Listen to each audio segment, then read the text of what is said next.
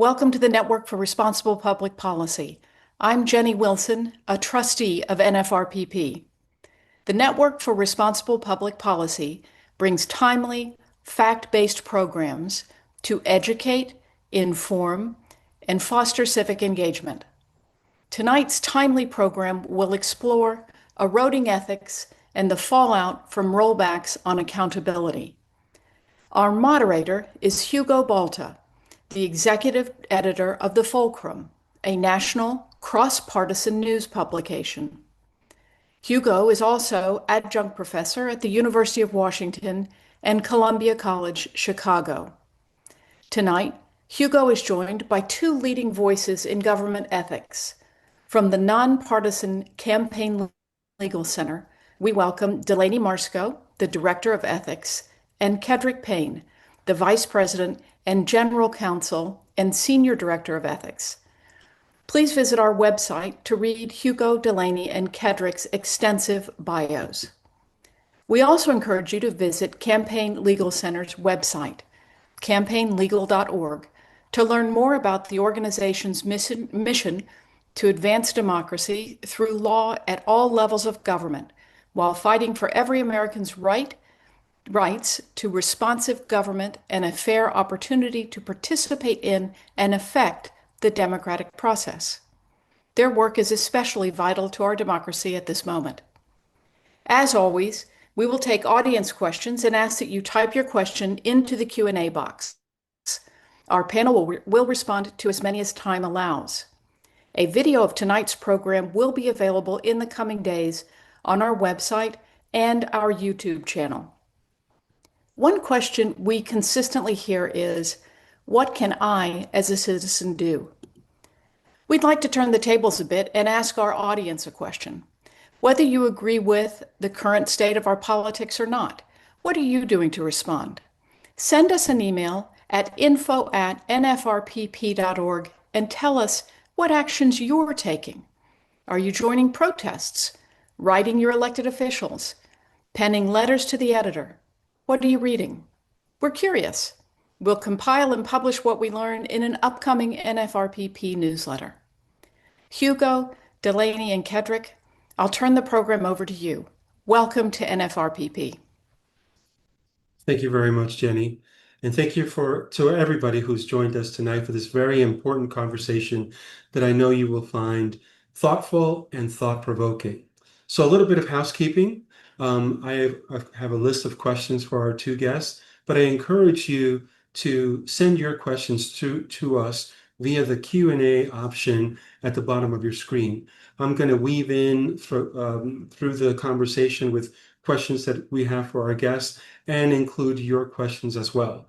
Regardless, we will make some time at the end of the program, 15 minutes before, to get as many as your questions answered as possible. This is a conversation, and certainly not just a conversation between myself and our esteemed guests. It's a conversation with you. So thanks again very much for investing your time with us. Let's start with right away a little bit, as Jenny mentioned, you can read our guest bios at your leisure. She included a link to their bios, but I'm going to provide a little bit of a description bio of our guest, beginning with Kedric Payne. He is the Vice President, General Counsel, and Senior Director of Ethics at Campaign Legal Center. He specializes in government ethics, lobbying law, and election law. Mr. Payne began his career in private practice and has since served in the three branches of the federal government. Prior to joining CLC, he advised on executive branch ethics laws as a Deputy General Counsel at the U.S. Department of Energy. He also enforced legislative branch ethics laws as Deputy Chief Counsel of the Office of Congressional Ethics.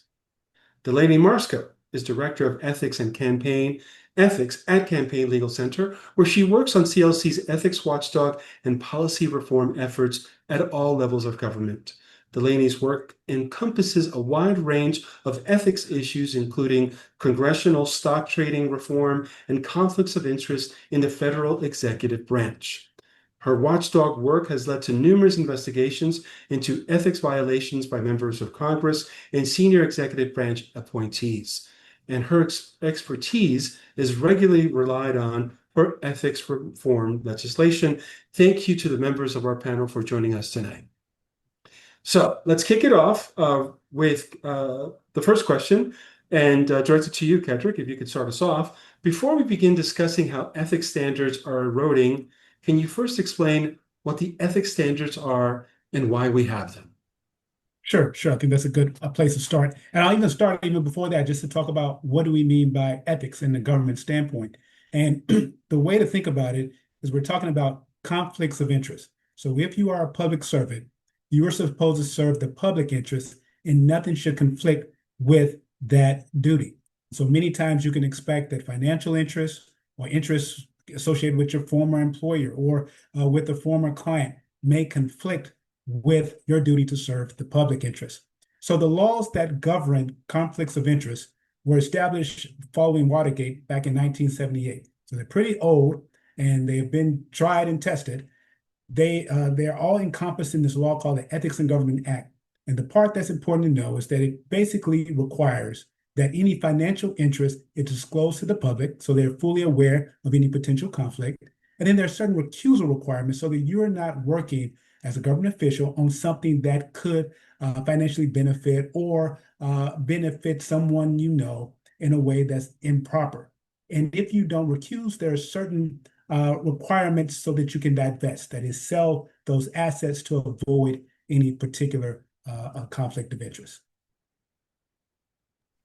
And I think there's also just like a subset of other laws that exist outside of the Ethics in Government Act that tackle ethics issues, including the Criminal Conflict of Interest statute, which governs members of the executive branch and their financial conflicts of interest.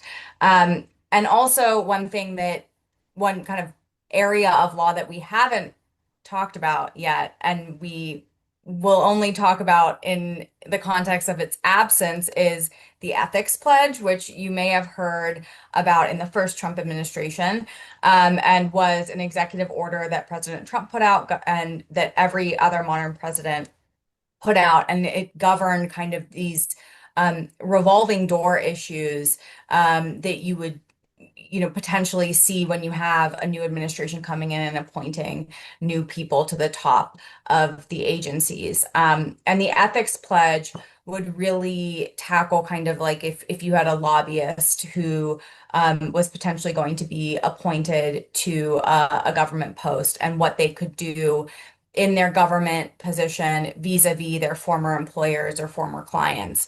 Past ethics pledges have even prohibited lobbyists from working at agencies that they used to lobby. So President Trump doesn't have an ethics pledge. This administration doesn't have one of those. So that's kind of a piece of the ethics pie that we used to rely on for accountability, and we don't currently have in place. And all of these laws work together to prevent conflicts of interest from interfering with the work of the government officials.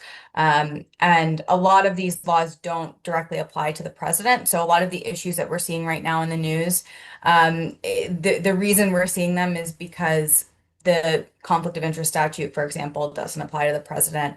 A lot of the standards of conduct don't apply to the president. So it's a patchwork system of laws and norms that work together, but don't always, find all of the they haven't closed all the cracks. Delaney, I want to continue with you. Can you talk a little bit about how ethics enforcement bodies work together to prevent or enforce ethics violations? Yeah, and so that's an important thing to talk about because you can have great laws on the books that cover every manner of conflict of interest imaginable. And if you don't have anybody enforcing the laws or administering the laws, then what's the point of having them? So,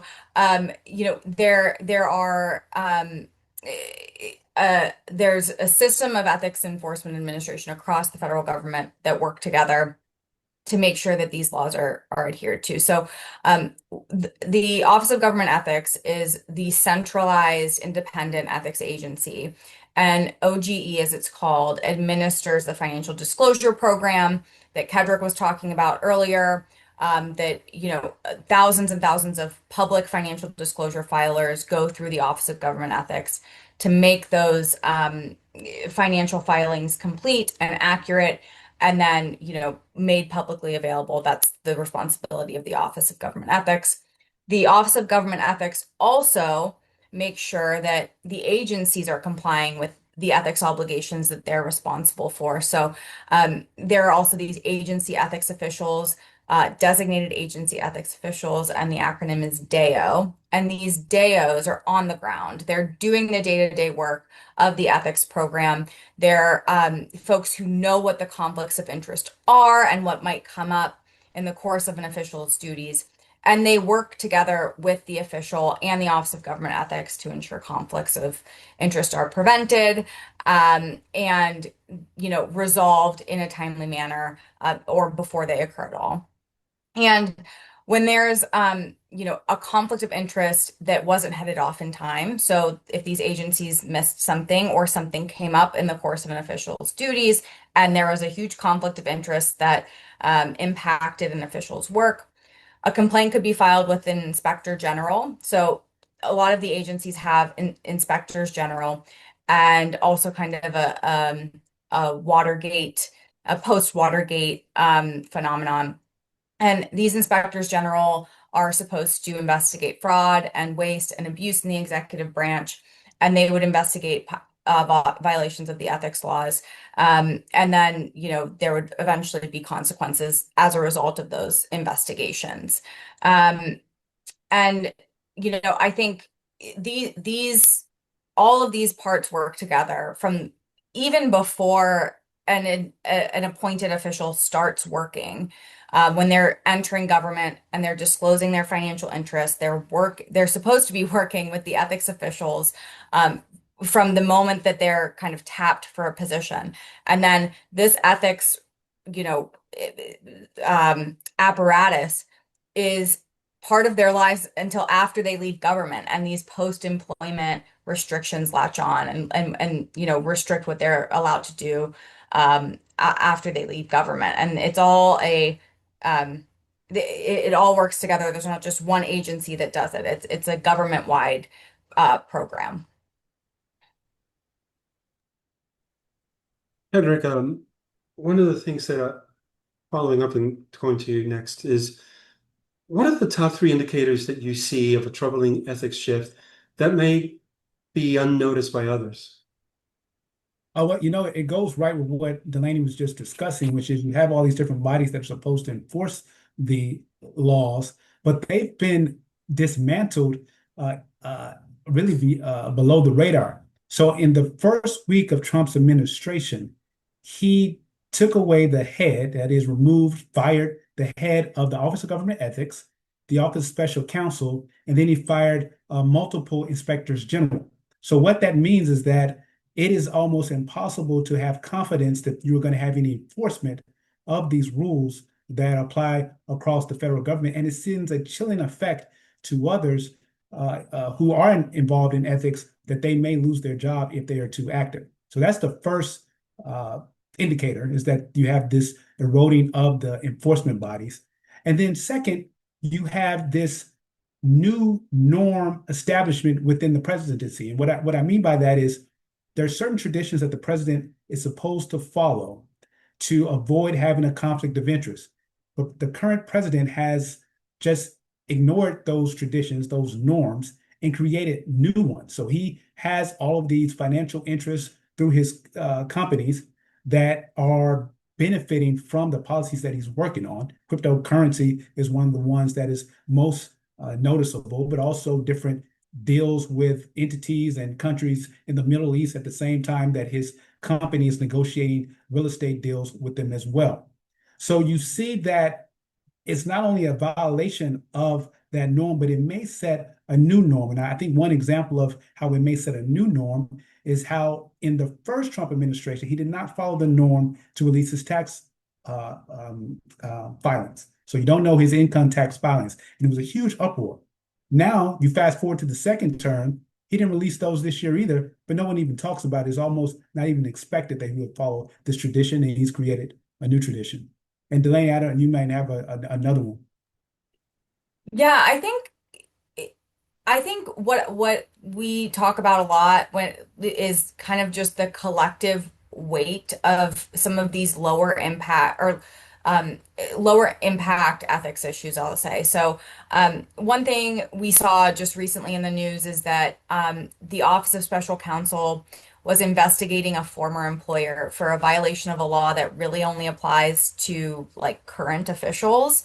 And a lot of the coverage was like, this is kind of just ridiculous. Like, there's actually nothing they can really do. The entity in question can't really investigate a former employer, and there's no consequences that would attach because the only consequence is firing the person. They don't work here anymore. And like kind of those things they seem maybe like a little ridiculous and silly, but they are just indicative of kind of the problem of how these issues really can seep in around the margins, and just the trickle down effect of that. I mean, we've heard anecdotally that um, state and local ethics commissions, which deal with ethics commissions in the states and in cities, and they're kind of doing a lot of the legwork in kind of the worlds that we orbit as normal people to like make sure local officials and state officials are actually acting on behalf of the public when they're making zoning decisions or things that affect our communities very directly. And there, I think, are some morale issues. There are issues about kind of getting buy-in when you see this stuff happening at the federal level, and you see blatant disregard for ethics. You see a lack of a culture of like prioritizing the public's trust, and that is really it's being felt in places that you maybe wouldn't expect, like these kind of state and local ethics commissions that are seemingly removed from the politics in Washington. And I think that's just a little bit of a troubling sign. And when you see even people becoming more emboldened to attack state and local ethics commissions or kind of just engage in disregard for ethics norms at every level, it's a troubling development. And I think people don't see that as much. They see like the flashy headlines, but aren't thinking about the downstream consequences of that. Yeah, and I certainly think media plays a role in too often in one-dimensional narratives of complex issues and really doesn't dig in to some of the complexities and consequences that you mentioned. We're getting questions from our audience, and one is very direct. What needs to happen to harden the ethics laws to prevent a dictatorship from being formed? Yeah, a lot of time and effort is going into trying to determine, well, what's next after this. I will say that what's happening with the first Trump administration, but also what's happening with the second Trump administration, is that you almost have a blueprint for knowing what needs to be fixed going forward.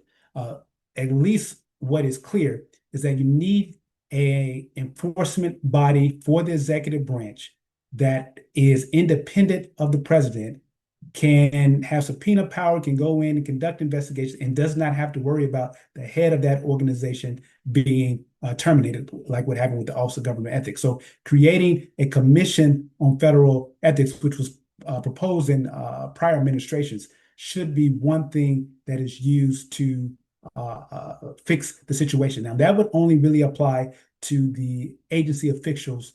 So the question becomes, then what do you do for a president who goes beyond the powers of the president, particularly in an ethics perspective? And in that situation, there are different norms that should be codified. So there should be restrictions on the president having any financial interest or owning a business, even if it's indirectly through a trust, while in the White House. Here's another question that speaks to a lot of what you both have already mentioned in regards to the disillusionment, even frustration.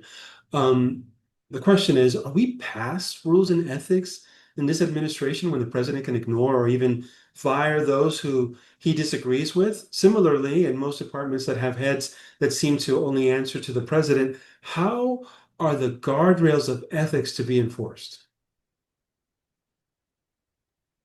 Yeah, that's a good question. I think, Kedric and I, as ethics lawyers, would agree that we're never past ethics, and that it's never been more important to think about how to better enforce ethics laws and rules and how to push the reforms forward, and make it so that we don't have repeats of what we're seeing. I think with regard to, we're a little bit in uncharted territory with some of these. I mean, with just some of these kind of novel ways that President Trump is breaking norms, like the firing of the inspectors general, and there's some things that I think what Kedric mentioned, like enforcing the law better and making sure that we are figuring out where the gaps are and trying to actually close them, and not just having a Congress that like pays lip service to those things and actually moves the ethics ball forward. But I think there is a very real concern and fear and anger when like the president is ignoring these norms and kind of like flouting the rules that exist. And I think all we can do is kind of just like keep working toward strengthening the ethics laws and rules. So I think they're just more important now, that like our work and the work of like this kind of the people trying to make the democracy better is just more important than ever. Yeah, and I'll say one thing that we're looking for is what's going to be the straw that breaks the camel's back. I think clearly we've seen so many examples of the rules not applying to the president, and there's nothing to do there. And someone may ask, well, if does ethics even matter? But when it comes to the appointees, I think there is still the possibility that we will see a corruption scandal that will garner enough support, even from the president, to show that there are consequences involved when you involved in those get involved in those type of practices. And the first administration did somewhat happen when one of the secretaries was removed because he improperly used federal airfare or air travel. But I think we are getting set up to see something that's even more consequential, and that's what we try to watch for daily. We have another question. This one's from Theodore Olson. Thank you very much, Theodore. He wants to comment on the current status of the Inspector General function. Trump fired a significant number of these without qualified replacement. The question Theodore has is where's Congress? Shouldn't they stand up and work to fill these vacant positions? Yeah, you would hope that Congress would put pressure on the president to fill those positions. Now, legally, the way those inspectors general are appointed is that it has to come from the president, and then they get the Senate confirmation. So it's not as though Congress can technically start the process, but they should be putting pressure on the White House to fill those vacancies. There have been maybe one or two that have been mentioned to be replaced, but the impact of it all is that even if you replace these IGs, there is a fear that you can imagine that the replacement cannot get involved in anything that would be a aggressive investigation because they know they could suffer the same fate as the prior IG. And I think also going back to kind of one of the prior questions of like, how do we prevent the descent of, into authoritarianism? And I think the lack of congressional, of kind of like the normal checks and balances is a problem. So with the Inspector General situation, the president is supposed to note before he terminates an IG is supposed to notify Congress 30 days before doing it. And he didn't do that. And you would think Congress would be very frustrated by having that check taken away from them. And you want to, I think it is a problem when like the kind of checks and balances aren't working as checks. And that's one of the things with like congressional ethics reform is also important because we need to make sure that people are actually in their congressional offices for the right reasons, for the goal of serving the public, and then hopefully, they act in a way that reflects that when they see a president who's kind of doing these things, and then act to to prevent it. So it all the ethics pieces are always like working together and need to reinforce one another. I'm going to jump back to the questions that we have for our guests, but first I do want to get to this one last question. And again, thank you very much for everybody that's participating, sending your questions. It really adds to the conversations that we're having. This question talks about the immunity exception for the president has it created a false sense of confidence among the current administration's cabinet and other staff? Could they be held accountable on a later date for any illegal actions in a post-Trump presidency? Yeah, that question has been coming up as to how far does that criminal liability immunity stretch? Is it just for the president, or could it apply to the individuals in the administration who helped the president do something that's later considered illegal? The current read of the law is that it does not apply to those individuals who helped facilitate it. Clearly, this is an untested area of the law, but if you look at the interpretation of the Constitution that allows the president to have the immunity, it would not easily flow to the people in the administration who help with it. So they still should fear possible criminal liability. A quick follow-up on that. Another question from our guest. This one from John Tolfson, and forgive me if I mispronounce your last name. The Supreme Court has ruled the president is immune from prosecution for official acts. What can be done to hold him accountable other than impeachment?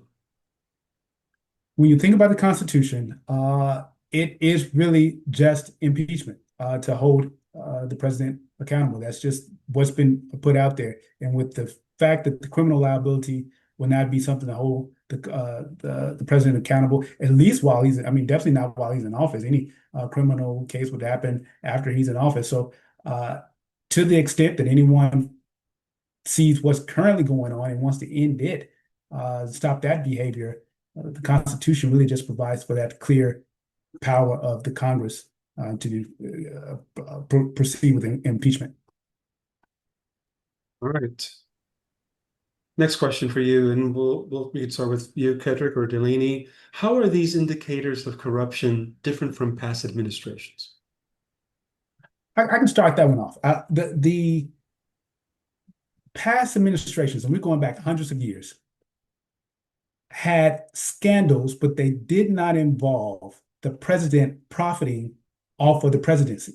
So the day-to-day conflicts of interest that are highlighted in the media involve the president, at the very least, appearing as though he is using his official acts to benefit his businesses, from the crypto industry to real estate to watches, etc.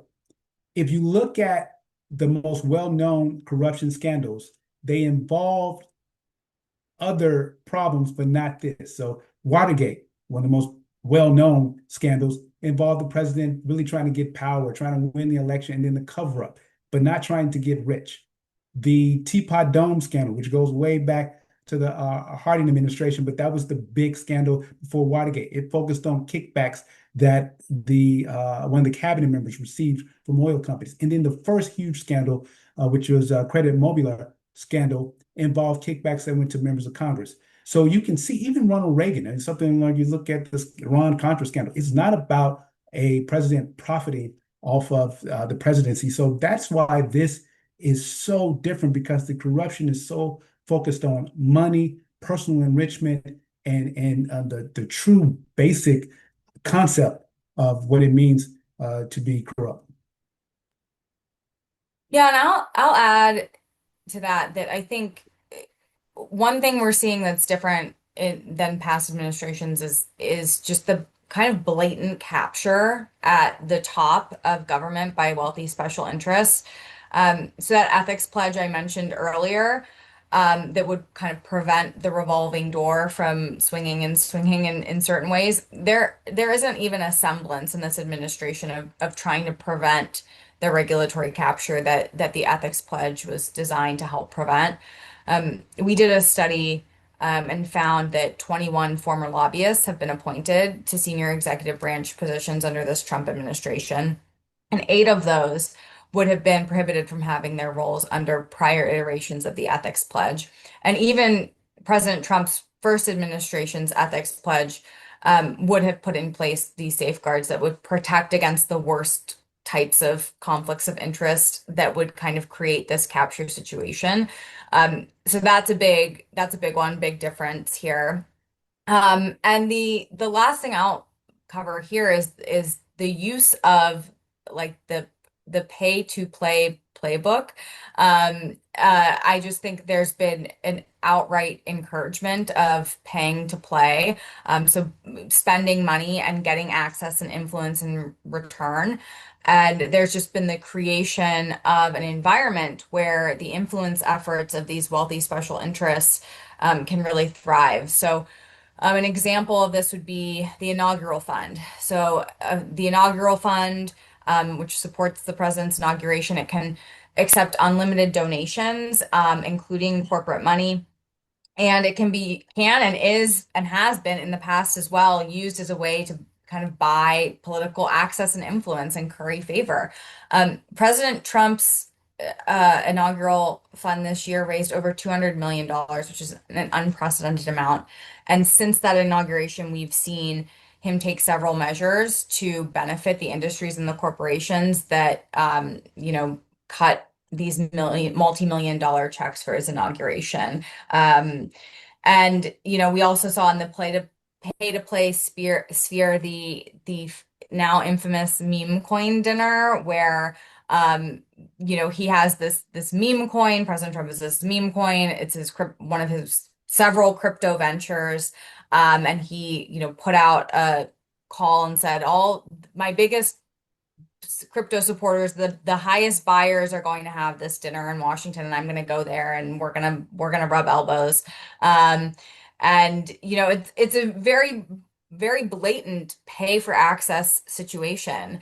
And you, especially in this crypto sphere, which Kedric was talking about, you can really see these unprecedented pieces of corruption come together. So, the crypto industry and crypto supporters contributed millions to support President Trump's reelection and paid a lot of millions into his inaugural fund.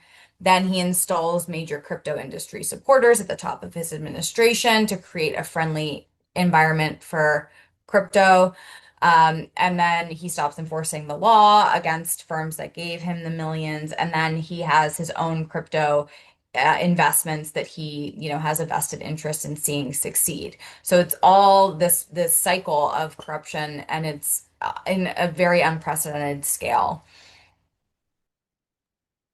Well, we have just crossed the first 30-minute mark, and it's gone by very quickly. A reminder, you are watching Eroding Ethics, the fallout from presidential rollbacks on accountability, presented by NFRPP. We are speaking with Kedric Payne, Senior Director of Ethics, and Delaney Marsco, Director of Ethics, both from Campaign Legal Center.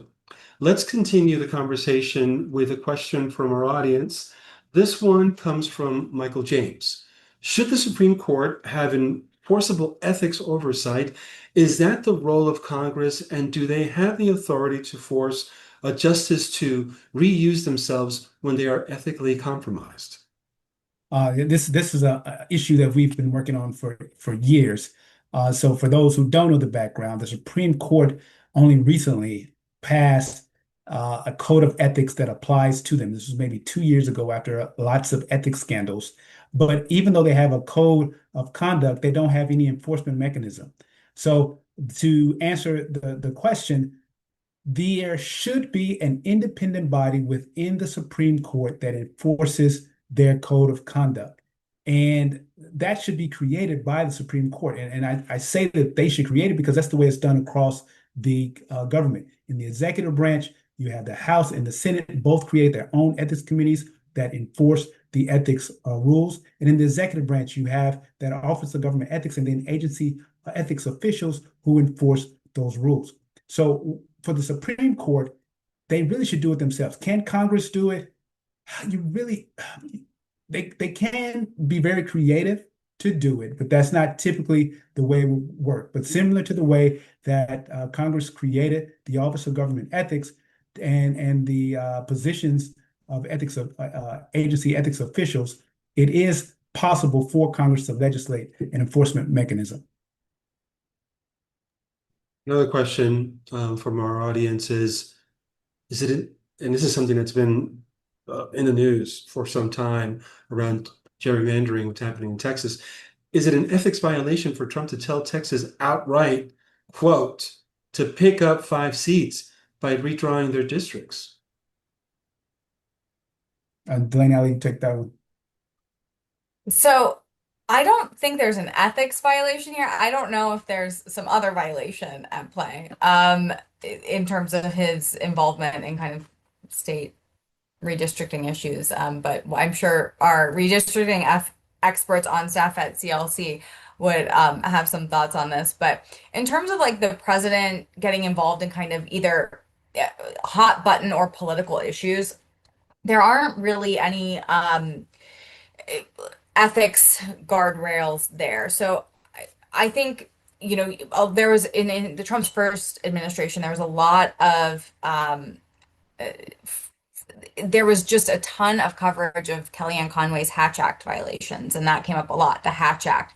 It's a law that prevents people from using their official authority to influence the outcome of an election. So it prevents a lot of like political conduct from senior executive branch officials. So you can't go and say like vote for President Trump, with the White House in the background or something like that. That law doesn't apply to the president. So the president can kind of do that political type of activity in a way that other folks in the executive branch are prohibited from doing. He can also like do kind of like endorsement style things. I mean, we all recall when he was like on the lawn of the White House, like endorsing Tesla with like Elon Musk. So like he's allowed to do those things, and that's kind of where like the norms come in. Like typically presidents aren't doing those things because they care a lot about the public's trust, and they want the public to like know that when they're doing something, they're doing it for the public's benefit and not, for any other reason, not for some political advantage. So, norms would have maybe prevented this type of conduct, but I don't think there's like an ethics rule on the books that would target this specifically. Right. Moving on to our next question. What do you think needs to happen for ethics issues to spark bipartisan public concern and recognition of the consequences? It's a good question, and one we've kind of covered a little bit, but we can talk more about. And we just don't know the answer to that because we're in a little bit of like unprecedented times. But typically what we've seen in the past is like Kedric mentioned, like the Teapot Dome scandal, Watergate, these big seminal moments. Like the modern ethics structure we have in this country is a result of Watergate. Scandal like was cultivated, unfortunately, was the catalyst to like all of the ethics laws and rules we have on the books right now, or at least a lot of them. And you don't want to like hope for scandal, like you don't want to hope for something to go terribly wrong. But that's just kind of what we've seen in the past is like there's a scandal and then people rush in.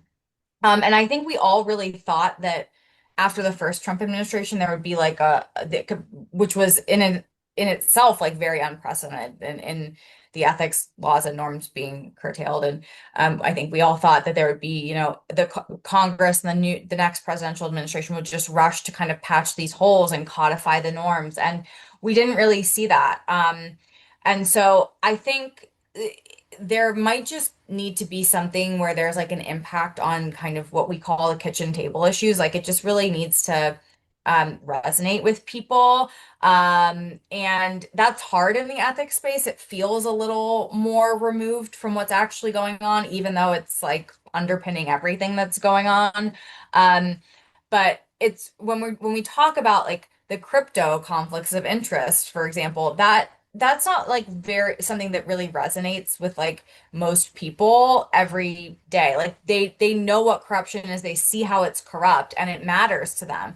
But it becomes abstracted the more you kind of get into the technicalities. So it will take a lot of you know, thinking about how to tell the story of the corruption that's happening in a way that really resonates with people and in their communities and in their everyday lives and isn't just something that's happening like in Washington and like behind the desk of someone who's trading crypto.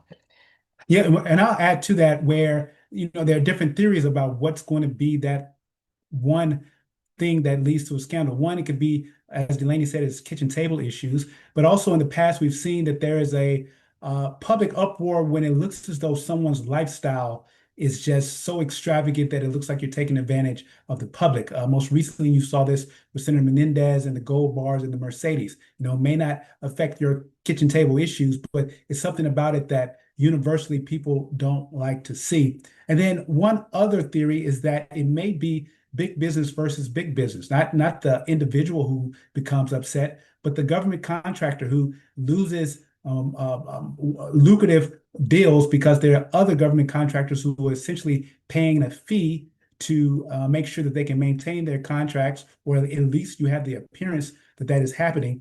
And the other government contractors want the rules enforced so that their compliance is not a weakness, but it's something that can be a strength and profitable.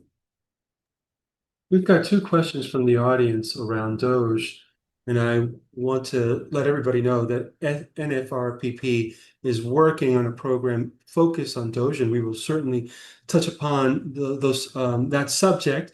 But in the meantime, our guests are going to tackle these two questions. One comes from Cherie Jacobs about how does Project 2025 control the administration and subvert the administration? And does the public know and understand this? Doge set this up. Now Trump can put in MAGAs to federal agencies. And Nancy R. asks the question, was Doge a ruse to implement Project 2025 own federal agency people and departments which support Trump's executive order 717-2025 to form a new classification of non-career federal employees?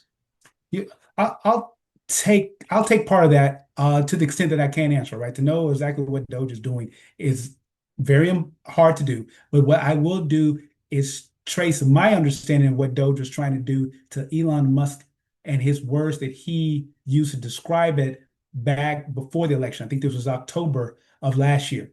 And he was on a show or something on social media, and he explained that the problem with government is that you can't do anything anymore. There's so many regulations that you can't do business. So his focus was to be able, according to his own words, was to be able to stop government from having so many regulations and so many things that stopped his business. Now, from an ethical standpoint, that's a huge problem. When you go into government and you are not looking out for the public interest, but you're looking out for how you can stop regulations, potentially get more government contracts.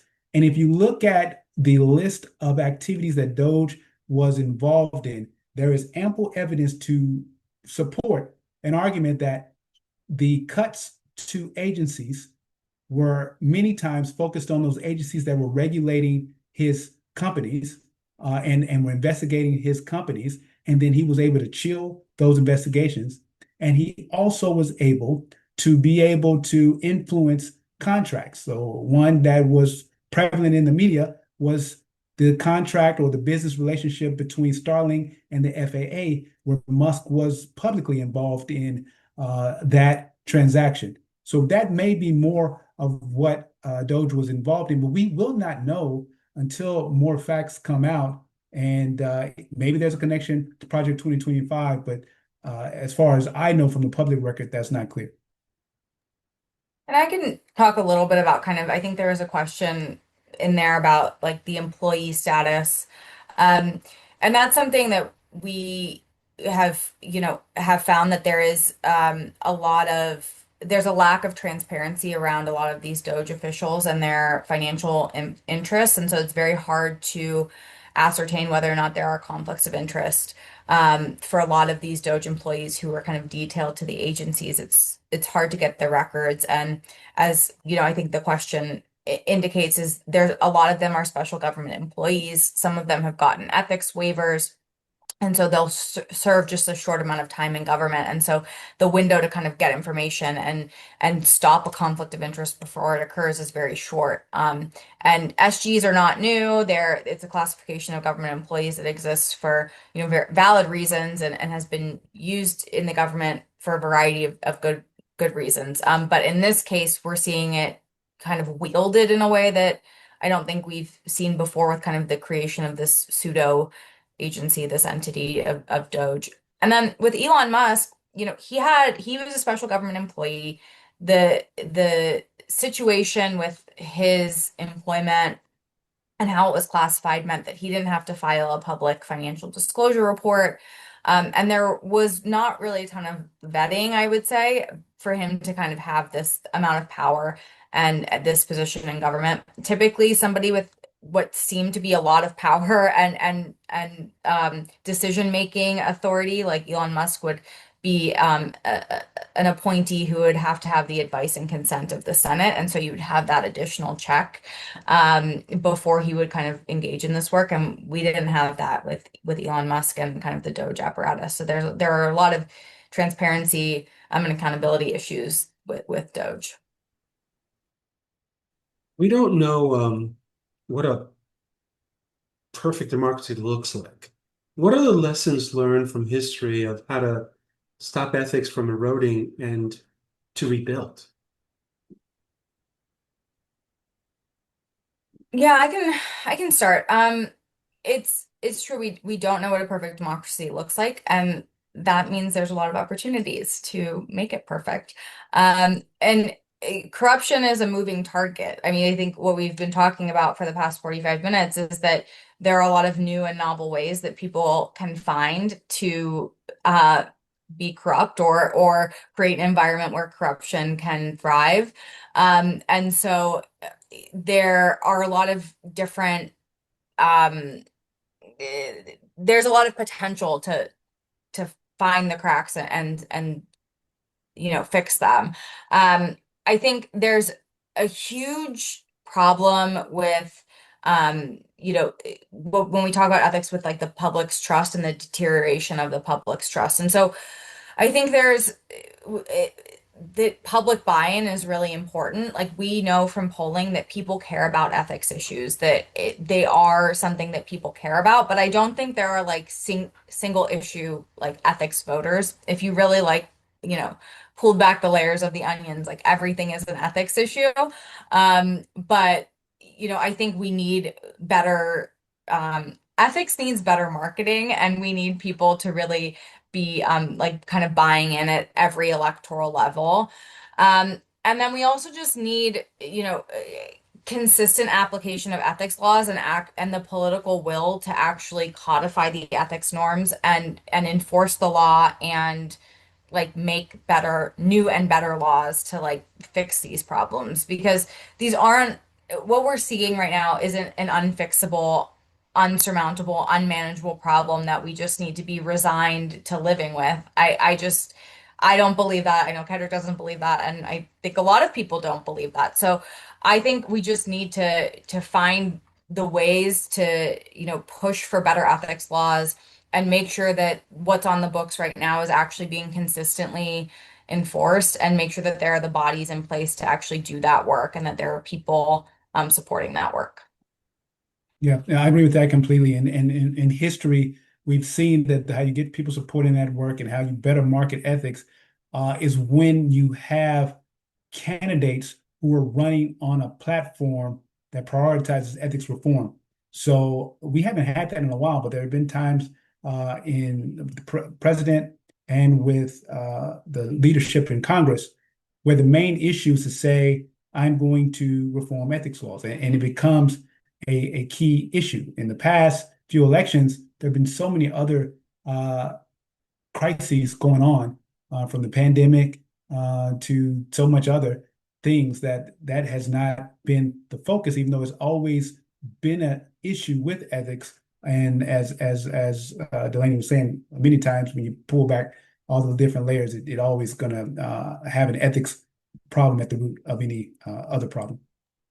And when you think about like, I guess like when Trump initially, President Trump initially ran on a platform of draining the swamp, and I think like, if you interpreted that to like enforcing ethics laws and making sure that like, wealthy special interests didn't have undue influence on our politics, that's an ethics platform. I don't think that materialized in that way.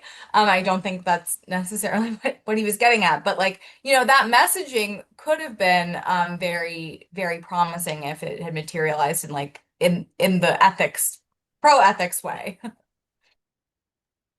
Pepita Soto and other members of the guests that are joining tonight share this sentiment of frustration. She writes, what role can mass protests play in a forced impeachment process? Another guest talks about even if Trump leaves office, and you could tell just how this person's feeling, have the ethical abuses of the Trump administration been normalized?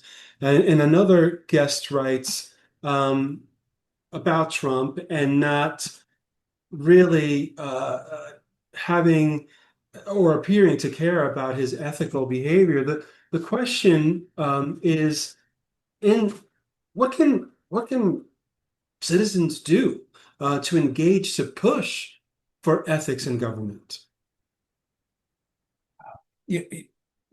There's different options, and what comes to mind as one that may be effective is at least for people to let their local official, their member of Congress or their senator know that you care about this. Because yes, I mean, the protests are important and all of that, but in the past, the pressure on a president comes from the members of Congress who have that political pressure.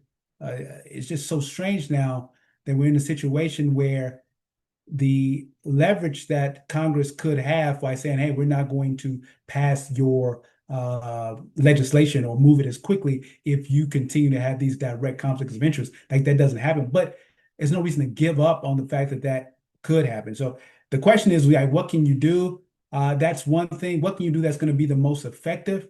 That's a question that we're trying to answer daily. But we do think by enlightening and informing more people of what the media can't cover because it's too detailed is one way to start to take a step to fix the problem. And I would also say like that it's not kind of the being resigned to what's happening is not particularly helpful because like President Trump isn't going to be the president forever. And these issues are going to keep coming up over and over again, administration over administration. If, as the one question said, like these new norms are adopted as the new norms and nothing is done about it. So we really do need like legislative reform. We need members of Congress to know how important this is to constituents so that they actually act on it. Because corruption isn't going away. It's been here for 1,000 years. It'll be here for 1,000 years. We just have to find ways to minimize its effects and hold people actually accountable for corrupt acts. So the work is not going to stop when Trump leaves office, and it can't stop because we have to prevent it from happening again. Another story that continues to get a lot of headlines, and certainly a lot of Democrats and people feel like this is finally a sort of dent in this armor that President Trump seems to have, and that's around the Epstein List. The question is, or the comment and question is, I find it ironic that the Republican base is finding the Epstein List and handling of Epstein information to be the one thing they find a line in the sand. Is this an ethical game changer for the president, or will the base eventually hold their nose and let this eventually die out? Yeah, this question reminds me of what Delaney said, and everything we can trace back to an ethics issue. So the ethics issue we see here, and this I'll answer the question though. The ethics issue we see here is right before the Attorney General started talking more about there was not going to be a release of the Epstein files, et cetera. She fired the head ethics official at the agency, which was just crazy to happen that month, 7 months in. This person who was over ethics was fired, and this person then went on LinkedIn and talked about, that they didn't think that there was the thing that should have happened. And that draws into questions as whether we will later find out that there are ethical issues, that there are conflicts of interest related to these Epstein files that have nothing to do with the underlying controversy. So taking a, not going to get involved in the different theories about what's going on, President, that's too complicated for ethics lawyer to get involved in. But are there ethics violations where there is a stop to the people who are supposed to make sure there are no conflicts of interest? And that could be a problem. So we will see if what's going on now will eventually grow into something that's bigger, and maybe that one straw that breaks the camel back from an ethics perspective.